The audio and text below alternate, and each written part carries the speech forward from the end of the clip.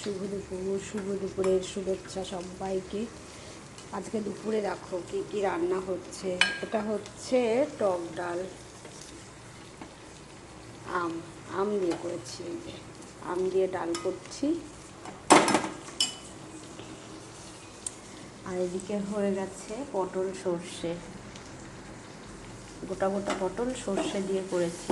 এটা আমাদের বাড়িতে সবাই খুব ভালো খায়, নিরামিষ। সর্ষে বাটা দিয়ে করেছি, সর্ষে কাঁচা লঙ্কা, আর কিচ্ছু দিইনি। পাঁচফোড়ন আর শুকনো লঙ্কা ফোড়ন দিয়েছি, দিয়ে ওটা করেছি।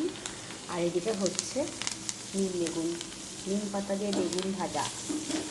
তোমরা খেতে পছন্দ করো? আমাদের বাড়িতে তো খুব এই সময়টায় কচি কচি নিম পাতা বেগুন দিয়ে ভাজা প্রত্যেক দিন হলেও কোনো অরুচি নেই। সবাই খুব খুশি হয়ে আনন্দ করে এটা খায়, খুব ভালো খায়। আর অন সিজনে কী করি আমি, নিম পাতাটাকে রোদ্দুরে শুকিয়ে গুঁড়ো করে রেখে দিই।